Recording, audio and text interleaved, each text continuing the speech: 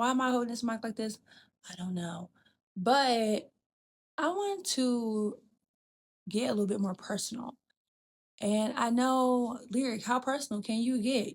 You told us you got a butt plug stuck up your ass. Okay. It's more personal than that. Okay. Okay. I just want to get more personal and I want to kind of come on here and actually show y'all the beginning because so many of y'all have met me at so many different stages in my life. Like some of y'all were on live with me while I was in the locker room during the strip club. Some of y'all don't even know I was stripping. Some of y'all met me during story time, the trunk story. Some of y'all met me through my regular that was not on the DL. Y'all have all met me at different points in this transition and I want to start from the beginning so everybody's on the same page. And that's what we're going to do today. So, welcome to Rich Off Regulars VIP edition.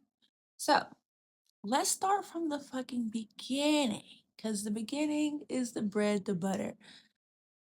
But before, The following includes drug, sex, prostitution, overdose, rape, vulgar language, more sex, ungodly things, pimping, dirty money. If you are not interested in this, please log off now. Listen to you. all that good shit. So, if that triggers you, don't watch. Don't watch because you will be triggered. I am into dark humor, trauma dumping. So some shit that I might giggle at is not funny. But that's the way I talk about things because we're gonna have to laugh before we get the grippy socks. So that's your warning, and let's get into this shit. So a lot of people might not understand when I say this unless you have been a dancer, but a lot of girls came from Hooters. Yeah, if you ask any dancer or it was Hooters, Twin Peaks, something down that area. I don't know what it is. I feel like, and it's not because, oh, you're half naked. That's not why you became a stripper.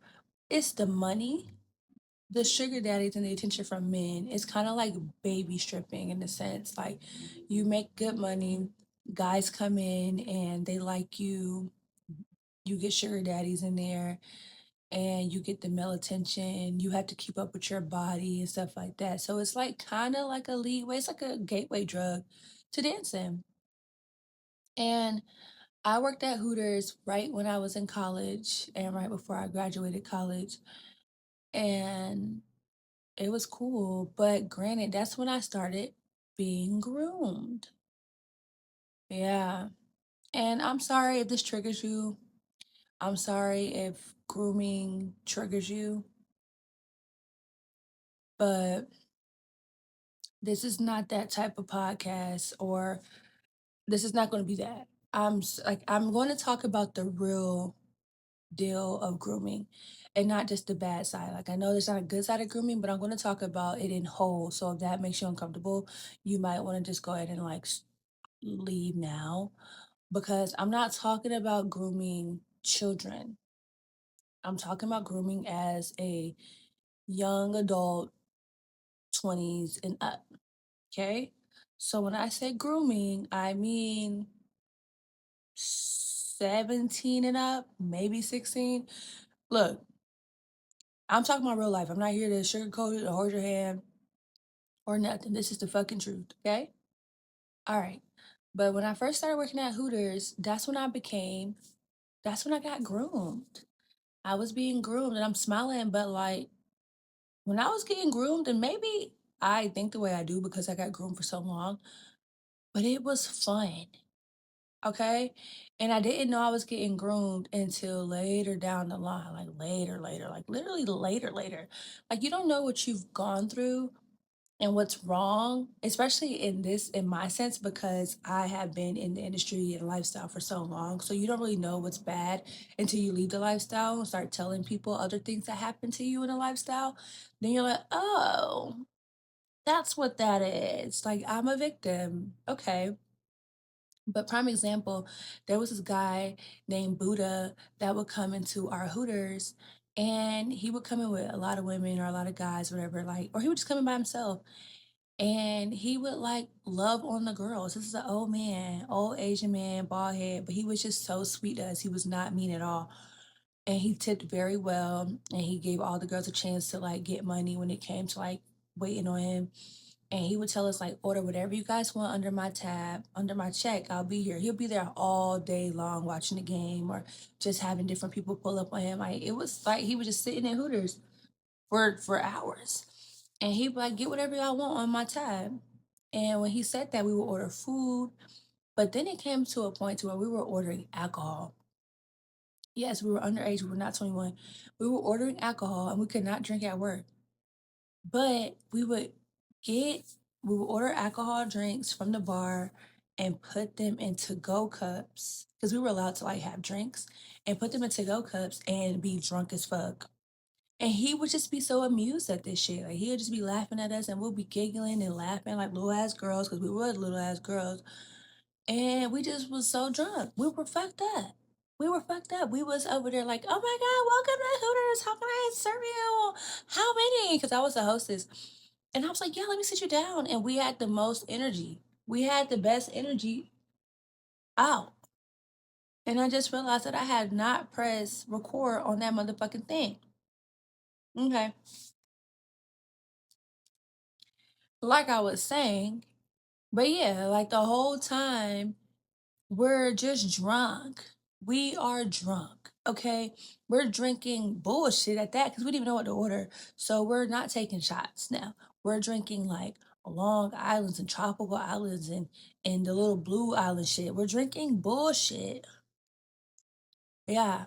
But we had fun. And then other like regulars that we had, like our guests, they would catch on to this and they would do it too. That they would buy us drinks. They would like these men were like 40 and 30 and old. And they were just getting us young girls drunk as shit. And they would just be so happy to see us drunk. And I remember like late nights, they would stay there until like it was time to close or like right before it's time to close. And there was this bar down the street called Johnny's. I'm name dropping like a motherfucker, called Johnny's. And I don't think Johnny's open anymore, but the owners of Johnny's and these guys, they would literally be like, all right, when y'all get off, come to the club. And we're like, okay, cool. We are teenagers. We are what? We're not 21. Feel like that we're not 21. We're 20, 19, 20. And they're like, yeah, come to our club. We'll have some more shots with you guys. So we're like, cool. So we would hurry up and shut down Hooters, and we'll drive over there drunk down the street because it wasn't far, and we would be with the men till like 2, 3 o'clock in the morning, fucked up, taking shots with these grown ass men. Some of the girls were like having sex with these guys. We are 19, 20. And these niggas are 20, late 20s, 30s. These are old men. And we would hang out with them. Like some of the girls went to like their houses and shit. I think one of them had a really nice house. I never went that far. My mama didn't play that and I ain't had no car. And I don't know, I just never went. But they were like fighting over the regulars. Like some girls were sleeping with these guys and they was like very catty. Cause men love seeing girls catty. Men love seeing younger girls catty. Okay. It amuses them. And we had a time. These guys was giving us money, they was giving us drinks. We had no problem with these men. Like it was fun. Okay? It was fun. And I'm saying this like, oh no, grooming is fun, but like y'all gotta think how a teenager thinks when being groomed. Well, little girls don't know what grooming is. Like you have to teach them signs because you can't say like, oh, you're being groomed. Because everything I just named sounds fun. So if I told a girl that a grown man was gonna give her money, take her shopping, give her all these clothes, give her alcohol, take her to clubs that she ain't got no business in, as a child, that sounds fun. Okay? We have to say, yeah, it sounds fun, but it's not right. You have to talk about the whole thing. And that was the thing. Like they were grooming our asses off, okay? So then after that, I quit Hooters. Um, I quit Hooters. Why did I quit Hooters? Oh, so this is back when scamming wasn't a big thing. And these guys, black guys, young black guys came into Hooters. Obviously, I'm probably drunk at this point. and they're like, "Hey, I want to buy all of the gift cards you have." And I'm like, "All the gift cards?" They're like, "Yeah, I want to buy all the gift cards." So me and my manager on duty at the time, this I can't think of his name. He was just like this corny ass nigga. And we sat there for an hour and a half and clicked in all them damn numbers, serial numbers. And the guy looked at me and he was like, he was happy because it went through. The tab was like $3,000. Like they were buying $50 gift cards, but like stacks of them. So it came out to like 3,000 or some shit. Anyways, anywho, he did, yeah, it was like 150, 20 or 25, one of them. So they ordered all of them. They bought all of them. So when the first payment went through, they were like, hell yeah, they was happy as fuck. And I was like, what the fuck? Like, this is crazy. Like, I ain't never seen no shit like this before. And they basically were like, you to go, like, girl, tip yourself however much you want. And I was like, however much I want. And they was like, yeah. And I tipped myself $700. And they was like, fuck yeah, girl. I was like, hell yeah. And they was like, all right, since y'all did that, let's go ahead and get the 20, 25, and 10s. So we did that transaction. They was like, all right, how much you want again? So I put 700 again. They didn't give a fuck. And I didn't put two, and I didn't know what scamming was. This is like, y'all gotta think this is 2016. Okay. People weren't scamming the way scammers are now. You know what I'm saying? Anyways, I got my $1,400 check and I was lit. I was in college, girl. We had a time, okay? I ain't never had that much money in my life. 1,400 in my bank account at 19 in college, living on campus, no car, broke, and I was smoking weed, bitch. We was lit. My manager, Mike, had called me into the office probably 2 weeks later, and he was like, "Come here." And I was like, damn, I know I've been, coming in late. I'm in trouble or some shit. Cause Mike was just always mean. God rest his soul, he died. But anyways, girl, I'm sitting there and I'm standing there. And he was like, so a couple of weeks ago, these guys came in, they bought gift cards. And I'm like, yeah. And he was like, you didn't think anything suspicious of that? And I'm like, no, the manager helped me. Like, the fuck? He was like, well, they robbed us and that money was fake and they stole all those gift cards and they disputed the charge and they have to give cards because we activated them. So they literally bought with fake money to get real money. And he suspended my ass. He was like, that's the dumbest shit. And I didn't know. And it kind of sounded like I was on to it because I did tip myself $700 each time. But I promise you, I did not know. I did not know. I did know, Mike, if you're up there or down there. I don't know where you are. But I did know. Anyway, so yeah, he suspended me for 2 weeks. And I was like, fuck that shit. I'm not coming back. And I quit. I quit. Because I'm like, the fuck? I didn't do shit. So fast forward, I ended up working at Texas Roadhouse. I'm at Texas Roadhouse. Same situation. Same shit. Getting suspended. But at this time, one of my homegirls had introduced us to the strip club. Again, I had just turned 21 at this point. So this is like a year or two later. I just turned 21. My homegirl was like, hey, I just went on a date to this cool ass place. You want to come? And I'm like, hell yeah. So we get dressed, me and it's the three of us. And we're going to call Stacy and Stacy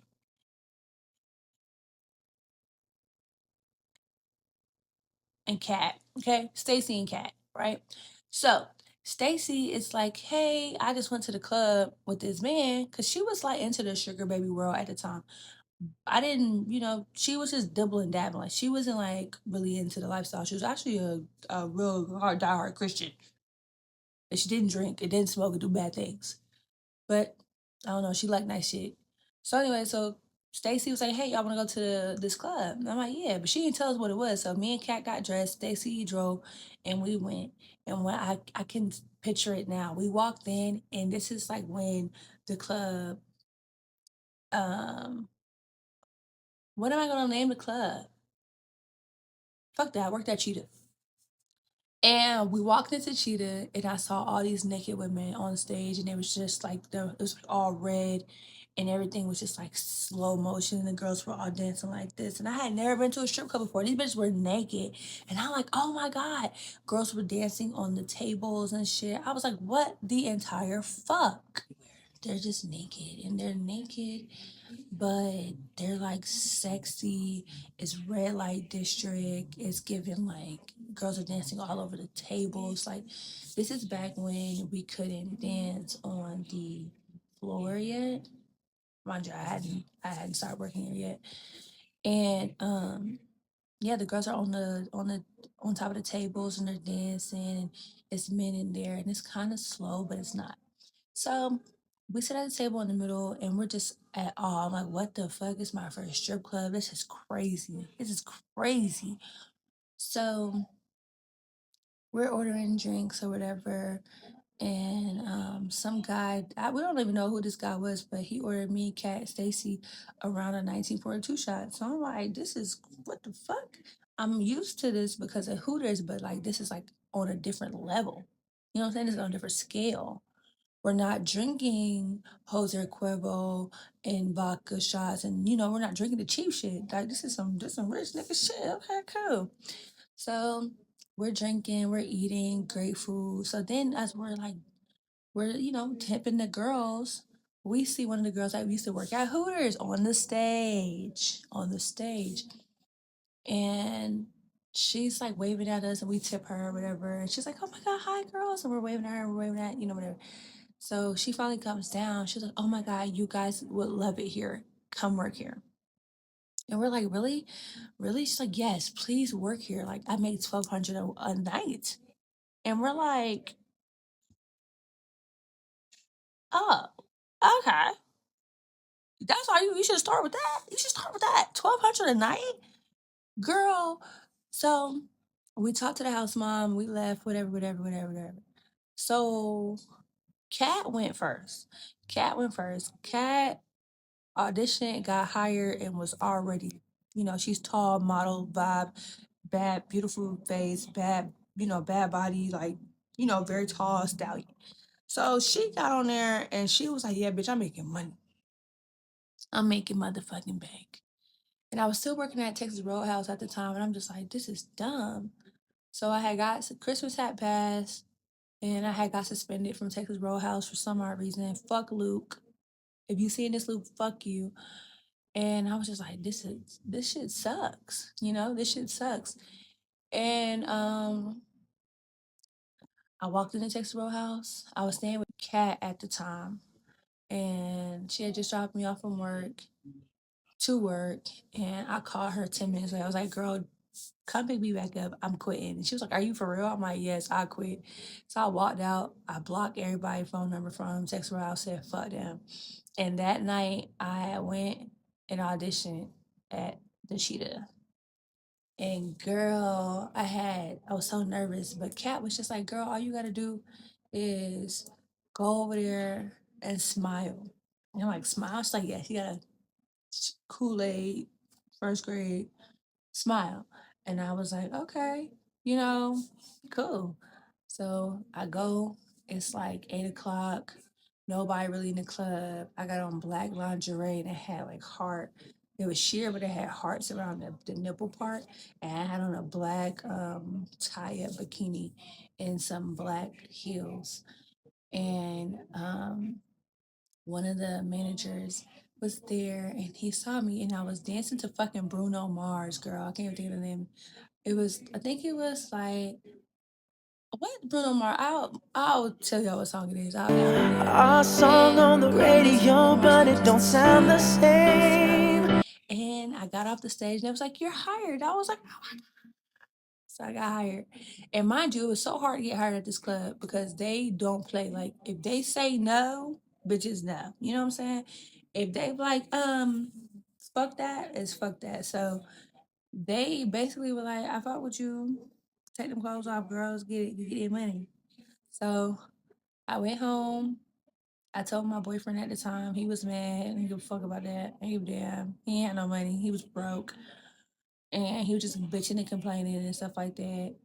And I didn't really give a fuck. And I told him I'm about to start dancing. Fuck that. I'm getting bag, getting money. And so he drove me to get my shoes, my dancer shoes, and he drove me to get my fuck my leg. And he drove me to get my permit. and it was $350 damn dollars for that motherfucking permit. I'm like, damn, it's very expensive to show your coochie in the state of Georgia. Yeah. So yeah. And after that, I started dancing. And I couldn't drink my first day at work. I don't know why was that the rule, but you can't drink your first day. I don't know why, but whatever. So I'm on the stage, I'm on the floor, getting dressed. I'm in the locker room looking at all the girls, me and Kat. And I had known Kat for a long time, so I felt very comfortable with her. So she's like, give me the rundown and stuff like that. We drove to work together. We're in the locker room, we're getting ready. I'm doing my makeup. And I get on the floor and I have the same black outfit on. And girl, the first people we walk on the floor to see is T.I., bitch. And he with Tiny and like a table full of people or whatever. And they just sitting there and Kat had already danced with them before. So he see Kat and he's like, hey, how you doing? Woo, woo. She's like, it's my friend. Woo, woo. But he was like, go ahead and dance. He ain't really say much, like dance. So at this time, our dances was like $10 a song, and the club is like packed. But I'm counting my songs or whatever. So me and Kat had started dancing at the same time. So at this point, we had danced like 8 songs because they don't play the whole song. So he owed us like $80. So I'm telling he like, what song you at? I think it was at 60 or $80. So I can't remember. And I was like, I'm at 60. He was like, how you at 60 when she been dancing here longer than you and she's at 80? You're lying. And I'm like, what? No, I'm not. Like, if anything, I'm lowballing myself. And that nigga handed me $40 and told me to leave. And I'm like, okay. I didn't think nothing of it because, like, I'm new. And he's like, oh, you're drunk. And I'm like, I'm not drunk. I'm very sober. And he handed me $40 to me leave. Mind you, he owed me like 80 or he owed me like 40 or 30 more dollars or 20 more dollars. He owed me 80, okay? He gave me 40. I know it was 80. Anyways, he gave me $40 to me leave. So at the time I didn't put two and two together and realize that this man had like robbed me or shorted me. So I'm just blah blah blah going about go about my day. So after like I had got danced a couple of more songs and shit like that, I realized that motherfucker owed me some motherfucking money. What the fuck? How you get robbed by T.I. on your first day of stripping? Why the fuck would T.I. do that? Why would you do that? T.I.? I'll never forget that. I'll never forget that. He was the first person I ever danced for my whole stripper career, and that nigga shorted me $40. It's how I saw I was drunk. Bitch, you can't even drink your first day at school. Girl, you can't even drink on your first day. Like, the nigga owe me $40. I don't care. And yes, I care about my 40 fucking dollars. I do. Anyways, like, bruh, it's T.I. What the fuck? Nigga, what? Shit was lame. Whatever. So I ended up making like $700 my first night, and I was like, damn, this shit fire. Then I came back next day and I made 1,000, and then after that I just kept making money, bitch. I kept making 1,000. I was like 2,000. And one time I was in VIP with this Indian dude, gave me 4,000. Bitch, I was making money, okay? And I was just making so much motherfucking money, bitch. I couldn't even see straight. I was getting my nails done, my toes done, my hair done. I was buying shit. I was going out to eat. I was tricking off on my bitches at the time. Girl, and some of them hoes didn't even deserve it, but I was just buying a bag. Like when you first start dancing and making that money, you just like blowing it because you getting it back immediately. And then every time I blew some money, I had so much saved and it was getting it back the next day. It didn't even matter. I was saving it. Like I think after the first 2 months, I had 10K saved up. And then I just kept saving it. And I had like shoebox of ones. Like I had so much money. And my club only expected me to take out 10%. I would have to tip them 10%. So if I make 1,000, I get $100, which ain't shit. It ain't shit. So I was like, oh, fuck yeah. Bitch, I was at work every fucking day. I was working. We only had to work 3 days a week, bitch. I was in that motherfucker working. Okay. When I tell you working, I work my ass off.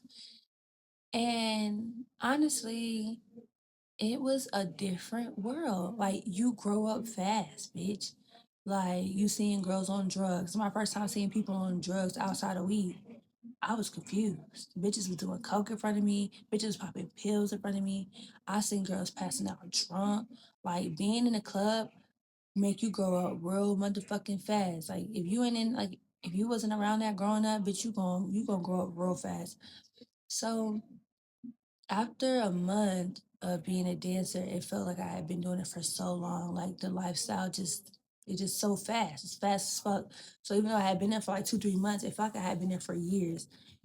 And I started meeting regulars and stuff like that. And it was just I started meeting older men and men and men and men and men and men. And the thing about working in a gentleman's club, it's like you're on dates with guys. It's like speed dating. It's just speed dating. You talk to 10,000 guys. I'm being dramatic, but you talk to like 150 to 100 people a day.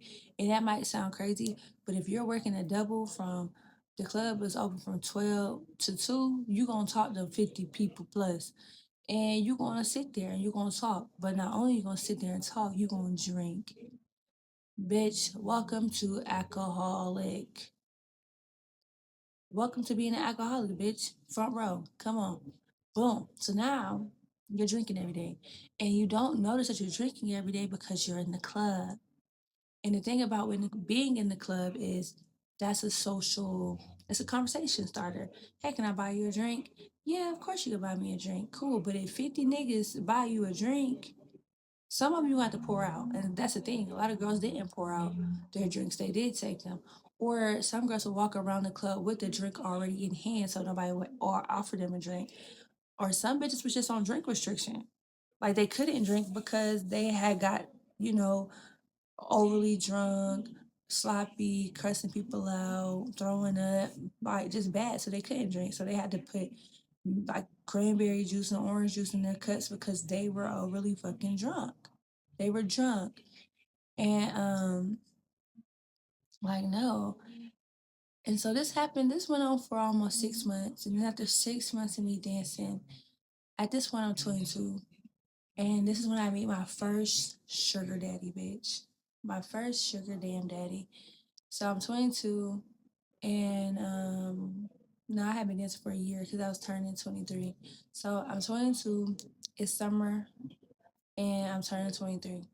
So I want to say my birthday in September. I met this man in July, right? So when I walked in the club, it was like 14 like wealthy guys that would come in, and they all had like real nice jobs or whatever. And I still did not record none of this shit, so I don't know why I was doing that. And they had like real nice jobs and stuff like that. And they would come in every Thursday, right? So they came in every Thursday and like they were like they was all black and sexy as fuck. Like, these niggas not ugly at all. They were handsome, fine as fuck. 30s, late 40, early late 30s, early 40s. Like they was like mid 30s to 40. And me, Kat, and Stacy. Oh, Stacy came later on. Like she didn't really dance until later on. Like she came a year after us, or probably like 8 months after us. But anyway, so we're sitting at the table with these guys, and they're like, Stacy and Kat had already met them. I think that Tuesday, but I didn't work Tuesday, and I had met them Thursday with them. So they danced us and they fed us or whatever, and they're like, hey, would y'all want to come to Miami with us? We're like, yeah. And they was like, all right, bet we're gonna leave on Saturday morning. It's Thursday. And we're just sitting here like, oh, okay, cool. So they get our last name, first name, birthday, and they buy our flights at the table. We're like, what the fuck? I ain't never had this happen to me. Like, what the fuck? And they fly us to fucking Miami. And we couldn't have no phones. You couldn't record. It was very much NDA. And it was the most fun I've had in forever. Like at the time. It was so much fun. Like they paid for everything. We ended up going to the strip club. We had a yacht for the day, and we had came back home Monday morning. We had a time, bitch. We had a motherfucking time, okay? And it was just, cool. Like I didn't fuck nobody on the trip, but my homegirls did, and there was that. But I didn't find no, I wasn't clicking with nobody to hunch them, you know what I'm saying? Nobody really like gave me the, ooh, I wanna like, drunk. I was just fun, drunk and the homie. And to this day, they still fuck with me. Like I'm still the homie. So it it pays to not fuck nobody in the group at the time. Fast forward, this is my first. So that was, and I said that story because the guy that I introduced them, that was my first sugar daddy, was like in that group, but like not, it was like a group of guys that all knew each other, they were all friends, but it was like break offs within the friend group. That makes sense. Like five over here. These five are besties, these five are besties, these five are besties, but they all besties. But these are close. So they came in another Thursday, and this dark skin, he wasn't fat. He was like, he was a little short. He was like, you know, how can I describe this man? He wasn't skinny, he wasn't fat. He just had like a sexy dad bod. He was handsome, very handsome. And we'll call him Tony. We'll call him Tony. So Tony had called me over there, and Tony was like, "Hey," and I'm like, "Hey, what's up?" So I'm sitting on his lap, girl, and I'm rubbing on this man because he's so fond of me. And he's like, "You want to drink?" And I'm like, "I don't know. I'm drinking Remy at the time, drinking Remy." And he's like, "Oh, well, um, what did he say?" He was like, "Women don't drink that; they drink wine." And so I'm like, oh, okay, cool. So he introduced me to Pinot Noir, and he had me drinking Pinot. So after that, all I drank was Pinot. He was like, women, classy women drink wine. So again, a subtle grooming moment that doesn't sound, or you would think it's grooming, but it's subtle. It's subtle as fuck. Grooming is subtle as fuck, okay? And so after that, I just started drinking wine because that's what sophisticated women drink. So after that, he was coming into club every fucking Thursday or every Tuesday or on his lunch break, and I saw Tony all the time. And we just talked, and we was just, girl, I was falling in love with this man.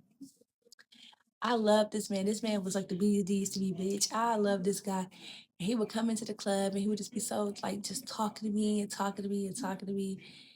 And we saw each other outside the club, and I wasn't really dating for real outside of the club because I couldn't like, I was too much inside of the club to even have a boyfriend. And I just was not attracted to younger guys anymore because older niggas was always around me, and older men were always giving me money, and older men were just in my peripheral at every moment in time. So it was like, where was I gonna ever meet a young nigga? You know what I'm saying? Even when the niggas, older dudes invited me out, I was going to older places like steakhouses and um speakeasy and cigar bars. Like I'm not meeting no man that's 22, 23 at these places. So whatever. So I was dating Tony for a long, long time, and in stripper time frame, like 3 months with the same sugar daddy for a long, it's a long time, bitch. We can make it past 30 days. Cause they be coming like clockwork. You meet a nigga, he give you 10,000 for a month, you might not ever see that hear from that man again. So you gotta really just stripper year. So 3 months and stripper years is like y'all have been dating for almost 2 years. And I would talk to Tony, and honestly, he would just tell me like, I'm married, I got kids, and I knew he was married, he had kids, but I just love this man. Like he was just so real. Again, this is grooming. Okay, this is grooming. I'm not. It's not real life. Yes, I know. But he was just like so nice to me, and he understood what I was going through at home, and he helped me with my problems, and he gave me money, and like he would surprise me with stuff, like just really sweet guy. And we would stay on the phone for hours, bitch, hours, just talking. And he would be like, yeah, like I love my wife, I love my kids, I love my family, but I can't never please my wife because she has a competitive pay like I do. Like we make the same amount of money. So I really can't do much for her. And I like gift giving, I like doing stuff. And I just feel like she's not appreciative. And I'm like, oh, okay, and, I could see that. I could see that. You know what I'm saying? He was like, yeah, we don't be fucking and stuff like that. And I believed it. But me and him wasn't fucking. Like me and Tony never fucked. We never fucked at all. I think we tried to and it didn't work out. But he never tried to fuck. Now, was I Yes, of course.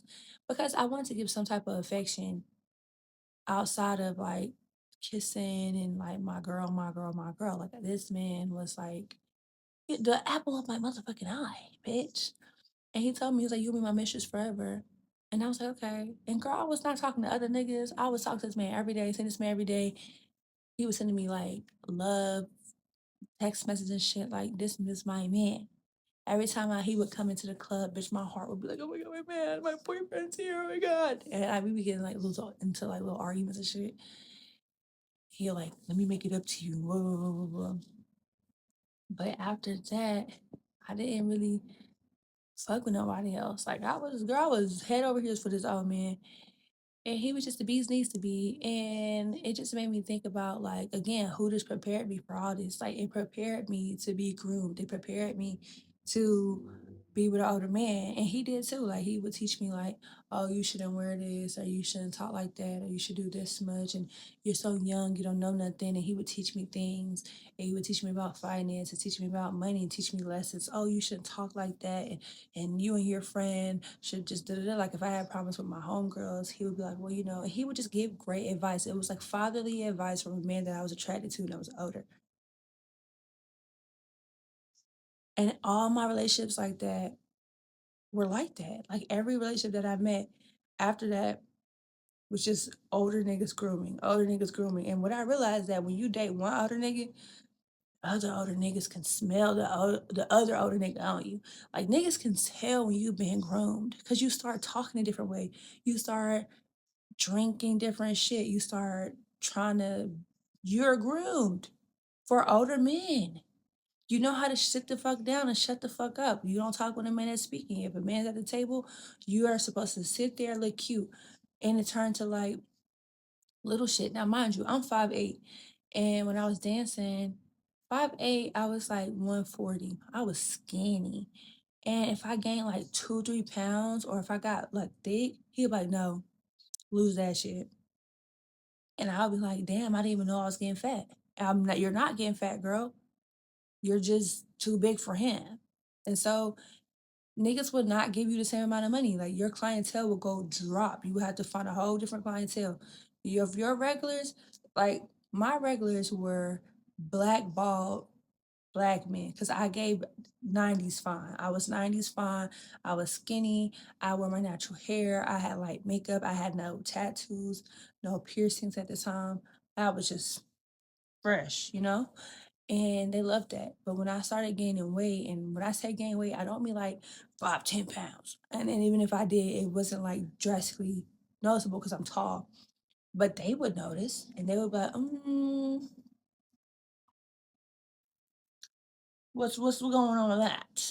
What's going on with that right there? What is and they would make it like, real, real clear.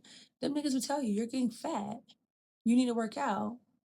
I don't like how you look. They will grab your back fat and be like, ma'am, why am I pinching this? And it makes you, okay, now you're self aware, subconscious of your weight. And it was anything to please this man because this man's paying my bills. And it's just like a job. You want to make sure that the nicer you look, the more money you get. So now I'm working out, or now I'm not eating that much. Now I'm dressing a different way, or now I got my hair this way. If he didn't like this hair color, I took that shit out.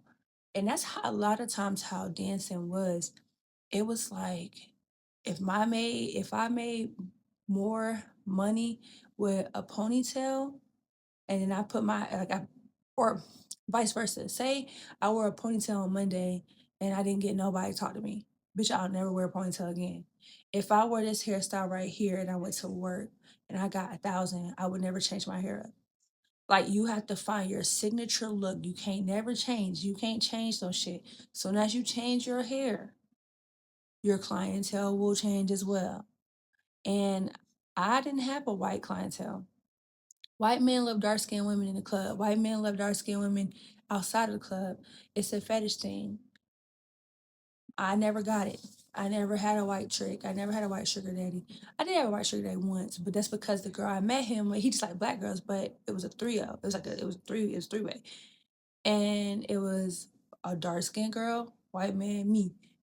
He was gonna be a dark skinned girl somewhere in there. It was. But I don't know. We'll say that for episode 2. Yes!